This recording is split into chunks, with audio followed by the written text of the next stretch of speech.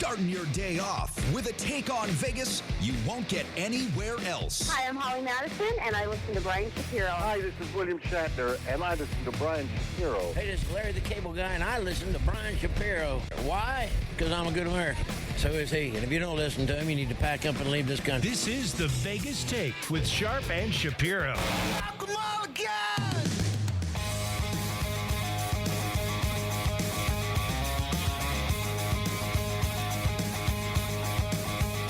What's up, Vegas? Happy Hump Day. That's right. It is Wednesday. Welcome. It is the Vegas Take. Sharp and Shapiro. So glad you could join us in the middle of the week. Oh, yeah. A lot to get to. You're not going to believe what the crowd was chanting in North Carolina among the racists at a Donald Trump rally. Yes, we will get to that coming up here at the bottom of the hour. It is Wednesday. That also means Michael Avenatti will be joining us in hour number 2 in our Getting in the Ring segment, and we will be taking your calls as well, as Michael graciously will do that. A lot to get to, as I said, a lot to talk about. Before I get to what I consider certainly the hottest topics of the day, I want to bring this up again because we're really excited about this. August 12th, we are moving 9 a.m. to noon. We're expanding our show 1 hour. As I said, we are very excited about that. And find me another show that's more interactive. Find me another show that gets the guests that we get. And, you know, a take from a Vegas perspective, you know, whether it's national news, sports, politics. How does it affect you here in Las Vegas? Those are the things that are important to locals here. We know that, and those are the things we're going to talk about today. So we're very excited about that. And by the way, another big announcement to make. Michael Avenatti, for those of you listening, will be joining us in studio, our first show, August 12th, 9 a.m. to noon. So that's going to be a lot of fun. And speaking of, people are saying, well, wait, who's going to be replacing 6 to 8 p.m.? I'll get to that now.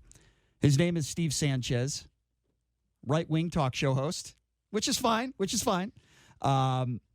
National talk show host. He's going to actually be joining us in studio tomorrow. You want to talk about an all-out brawl on the radio? I'm looking forward to this one. So Steve will be joining us in studio tomorrow for an hour. Also, Herman Cain on Friday. So good guess, Thursday and Friday. It's going to be a lot of fun tomorrow. Michael Avenatti never disappoints. He's going to have fun today. All right, JD, here's a story that gets my blood boiling, man. And it involves Senator Rand Paul.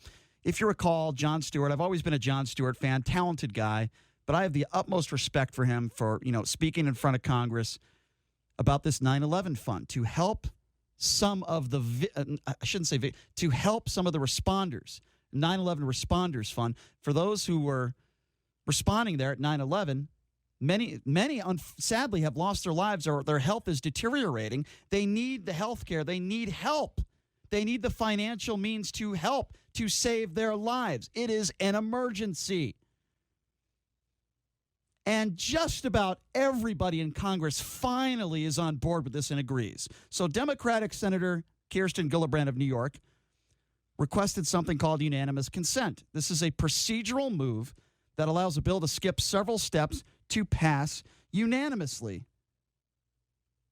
without senators casting an individual vote on the bill on the Senate floor today. So I want to play this little bit of exchange. So this is Kirsten Gillibrand, and then the clown, I could use some other names, that is Rand Paul. I want you to hear this, and then we're going to respond to it. I ask unanimous consent, as if in legislative session, the Senate proceed to calendar number 153, H.R. 1327, that the bill be considered read a third time and passed, and the motion to reconsider be considered made and laid upon the table with no intervening action or debate. Objection. Mr. President. Senator from Kentucky. Reserving the right to object, it has long been my feeling that we need to address our massive debt in this country. We have a $22 trillion debt. We're adding debt at about $1 trillion a year. And therefore, any new spending that we are approaching, any new program that's going to have the longevity of 70, 80 years, should be offset by cutting spending that's less valuable. We need to, at the very least, have this debate. I will be offering up an amendment if this bill should come to the floor, but until then, I will object. Objections heard. Mr. President. Senator from New York. I am deeply disappointed that my colleague has just objected to the desperately needed and urgent bill for our 9/11 first responders. a bipartisan bill that just earned over 400 votes in the U.S. House of Representatives and has 73 co-sponsors in this chamber. Enough of the political games. Our 9/11 first responders and the entire nation are watching to see if this body actually cares. Do we care about the men and women who answered the call of duty? Okay, so there's a lot to get to in there. First of all, let me just be clear here. Rand Paul is a complete idiot. He is a disgrace. Every name in the book, if you want to call him, I'm fine with it. There are people that are dying. These 9/11 responders are dying. This is an emergency. And Rand Paul is a gutless turd as far as I'm concerned. And let me just tell you guys this, okay? Rand Paul was happy to vote for Donald Trump and Mitch McConnell's $1 trillion tax handout to millionaires. Do you remember that? He was fine with that. That wasn't a problem.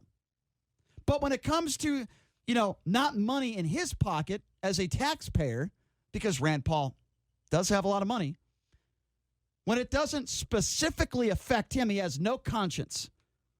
And he wants to delay this vote. And that's exactly what he is doing while people are suffering.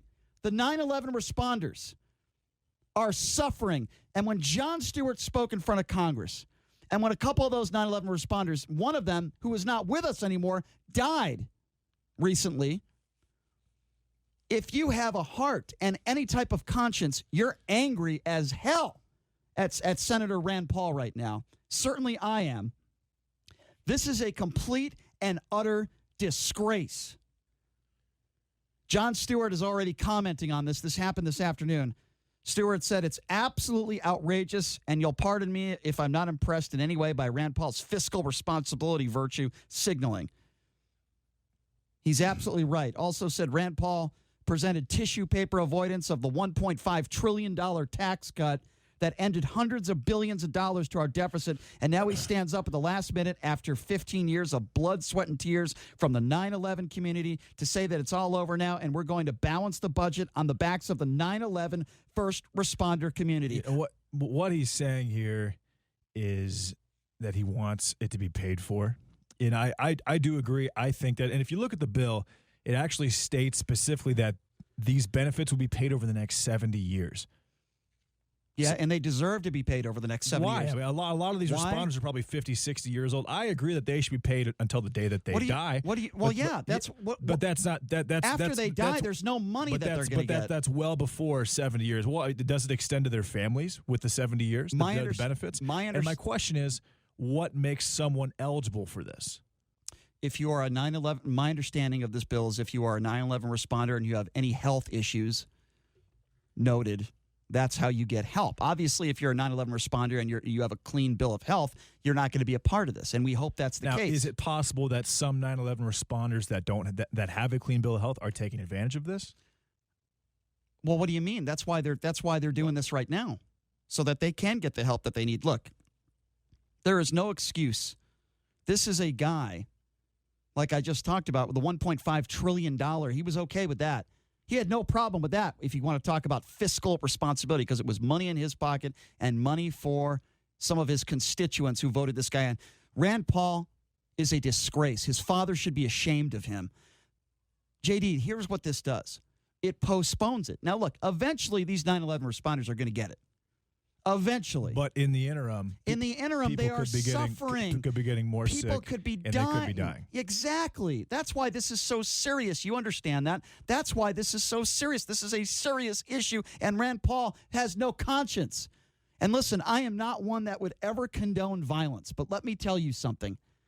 His neighbor is now a hero of mine. I hate to say it like that, but when there is a guy who postpones saving the lives, perhaps, of 9/11 responders, I can see why that neighbor got so fed up with them and kicked the crap out of them. Do you understand the origins of Jon Stewart's attempts? Yes. At absolutely. Pursuing, no, what are they? Absolutely. Well, first of all, there are very people that and by the way, he has been on this fight forever, and I give Jon Stewart all the credit in the world.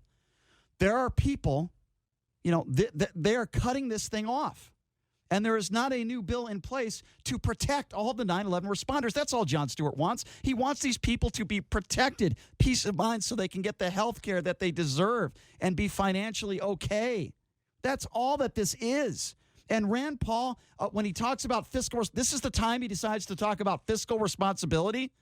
This is the time that he decides to get up in front of Congress. This is the time.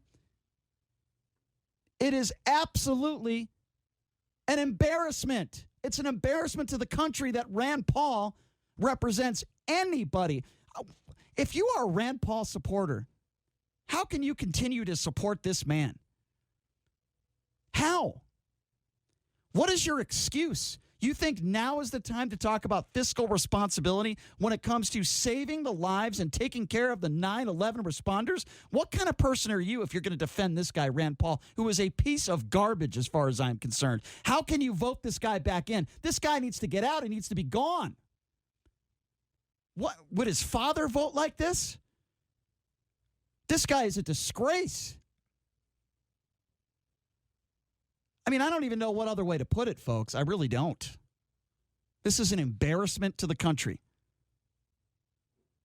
And we'll take your calls on this one. Hey, if you disagree with me, I'll hear you out. I want to know how you defend this piece of garbage, Rand Paul. Everybody else, well, just about everybody else, was in favor of getting this thing done. Everybody. Except for Rand Paul, who wants to stick out in the open, and he will always be remembered as the guy who delayed the help, the health care, the financial means that these 9/11 responders need. Rand Paul's that guy. He's the guy. And Kirsten Gillibrand is 100% right when it comes to this $1 trillion tax handout to millionaires. Rand Paul had no problem with that. Absolutely no problem with that, did he? It is disgusting, folks. It is absolutely disgusting. Gillibrand went on to say we could pass this bill right now, but instead my colleague has objected, asking people to come back over and over. Everyone loves to point fingers in this place. Where there's nowhere else to point that finger today than this chamber. She is absolutely, positively, 100% right. John Field, a 9/11 first responder, speaking alongside Stewart a month ago, called Paul and other objectors opportunists and bottom feeders. He said, you can't cherry pick and choose when you want to be a conservative fiscal hawk. That's just insulting to our intelligence. He also went on to say, shame on them. They lack humanity and lack leadership. And he is absolutely 100% right. This is a disgrace. This is not about politics. This is about Rand Paul being a piece of garbage, bringing up fiscal responsibility when he has this $1.5 trillion tax for the rich, for the ultra wealthy. We'll open up the phone line, 702-257-5396. Again, that number to call if you do want to be a part of the program. We'll take your calls on this at 257-5396. And by the way, we will get to this Donald Trump campaign rally in North Carolina. You're not going to believe what the crowd was chanting. I guess it's not a shocker when you go to some of these Trump rallies, but we'll get to that. We're going to talk about this with Michael Avenatti as well. But again, we're opening up the phone line, 702-257-5396. Again, that number to call, 257-5396. What do you guys think of Senator Rand Paul? We'll take your calls, and let's start off with Ron. Ron, what's going on? Hey, Ron. What I have to say is that if Congress actually stayed within the Constitution, you mentioned the $1.5 trillion tax, that Congress wouldn't even be spending that much money if they stayed within the confines of the Constitution. And that very well might be true, Ron. But I hope that you agree with me that Rand Paul is a disgrace for doing what he did. Can we agree on that?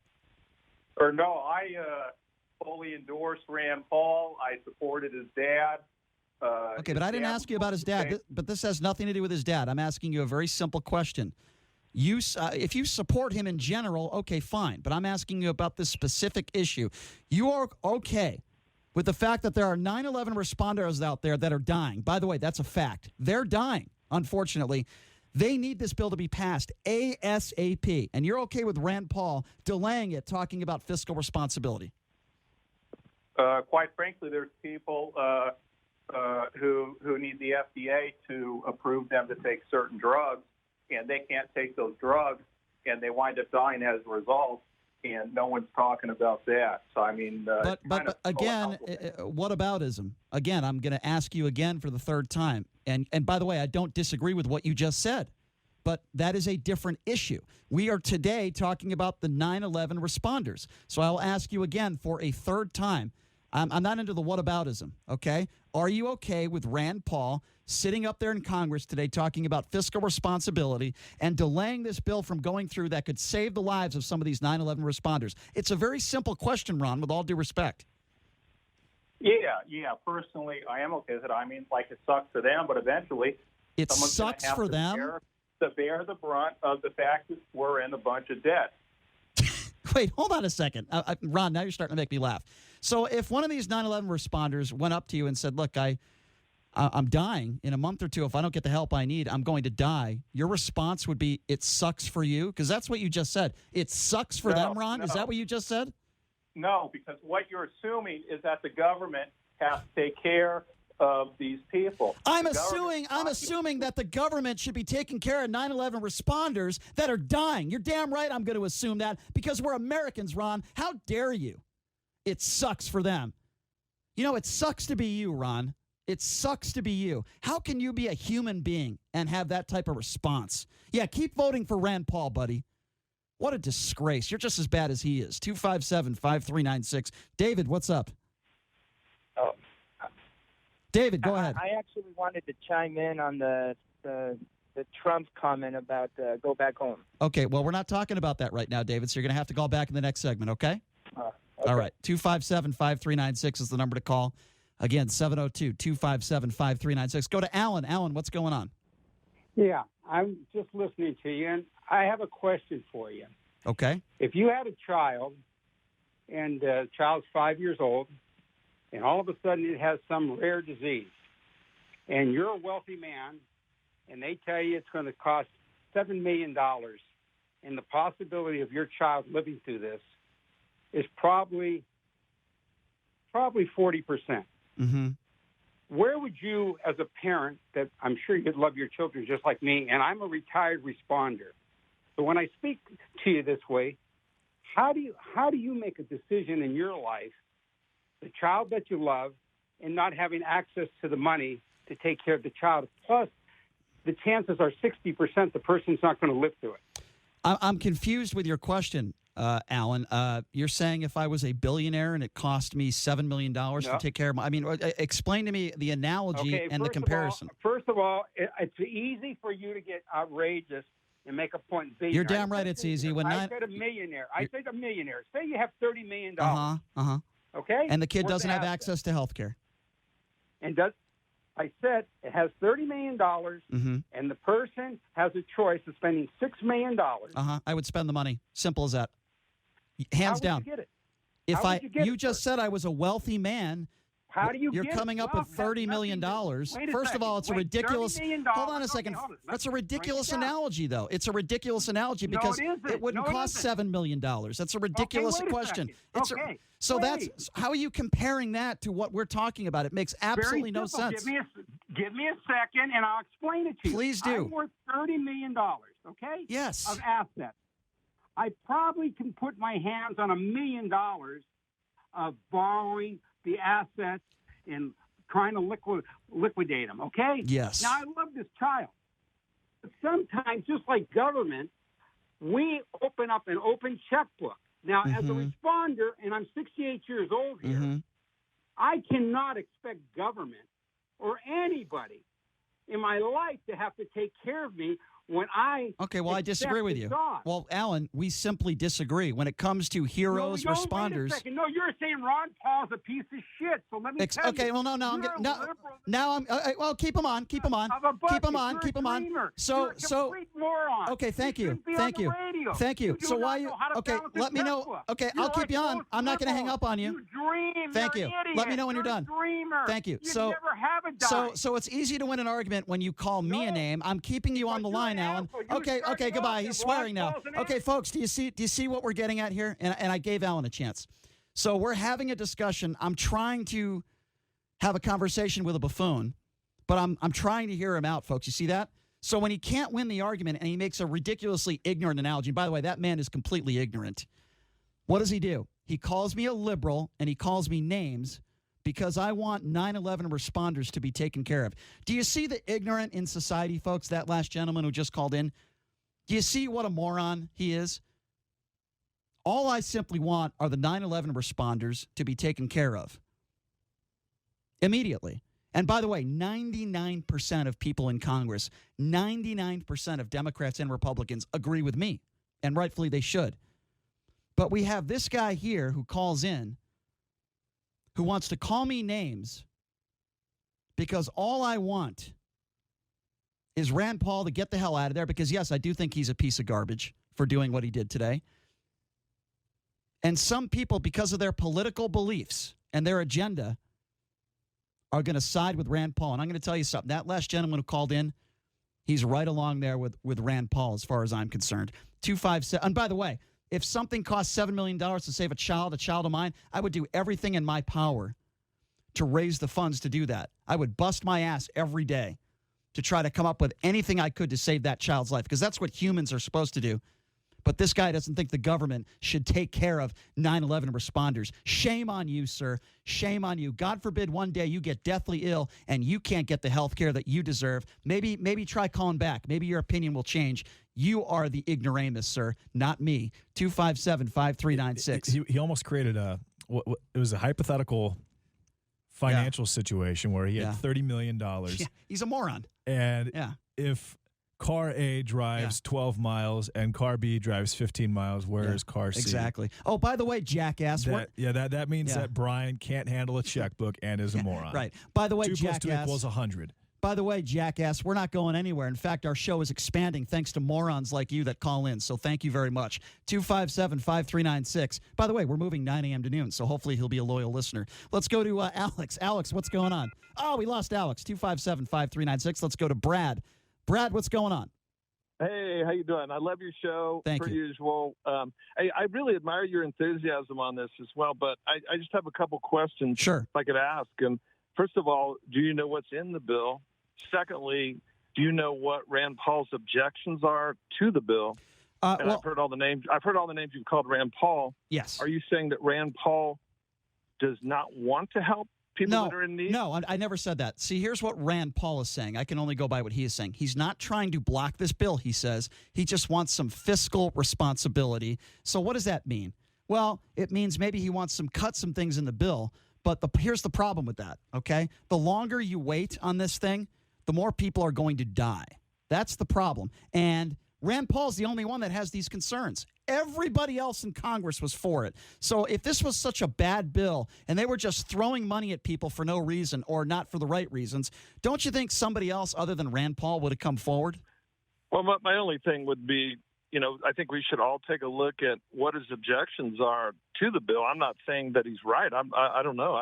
It just happened. But what are his objections? And then, do you agree or disagree? But it seems like you're extremely agitated, and Absolutely. I don't know Absolutely. how much you know about the bill, or have you seen it, and how much you know about what his objections are. Well, I can only go by what Rand Paul said, and I appreciate the phone call, Brad. But the reason why I get very emotional when it comes to this issue, you're damn right. I know some of those first responders. I grew up very close to where it all took place with those Twin Towers, and that is why. 257-5396. Brady, you're up next. What's going on?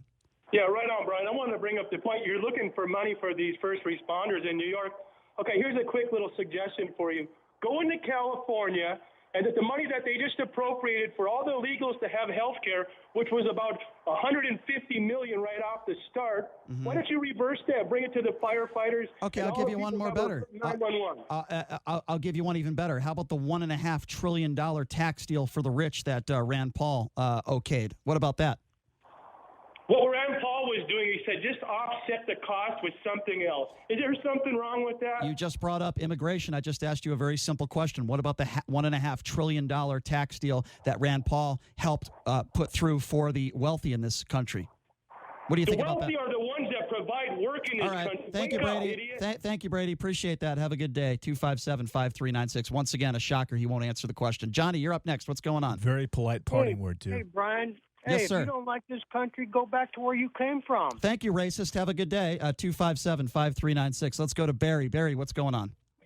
I want to support what you're saying. I've always thought Rand Paul was a dirtbag, and I don't think much of his father either. And thank you, Ryan, for bringing this up. And I can't believe the people. I was a first responder for 10 years. And you know what, sir? Thank you so much for what you do. And let me tell you something, Barry. If something ever happened to you, I would want the same for you as these 9/11 responders. Trust me on that. And I feel the same way about you, brother. Thank you for being there. Thank you, Barry. By the way, where did you work? I worked in Gulfport, Mississippi, in the police department, and I spent 5 years in the sheriff's department. Well, Barry, let me just say this. You're a hero. Okay, people like you are heroes in this country. We need to take care of people like you, just like we need to take care of our veterans. And you guys are at the top of the priority list, Barry. I'm glad you agree with me on this one, and I am shocked that there are other responders out there that do not. Barry, I'm glad you called in. I can't believe it myself. Thank you so much, brother. You never know. Barry, thank you. I appreciate the phone call. It's good to hear from you. Boy, I'll tell you, man, I am shocked that anybody disagrees with me on this. Anybody. And look, I understand what that one caller said.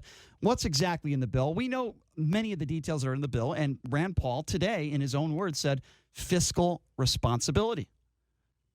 We're talking about fiscal responsibility. This is the time he wants to bring that up. But again, he has zero credibility. And the reason why he has zero credibility is because he helped push into law the Donald Trump and Mitch McConnell $1 trillion tax handout to millionaires. So you cannot defend him now and then defend what he did, with this bill. We're going to take some more phone calls on this at 257-5396. You're not going to believe what the crowd chanted at this Donald Trump rally. We're going to play that for you next. You're listening to the Vegas Take right here on the all-new 101.5 FM, 720 AM KDWN.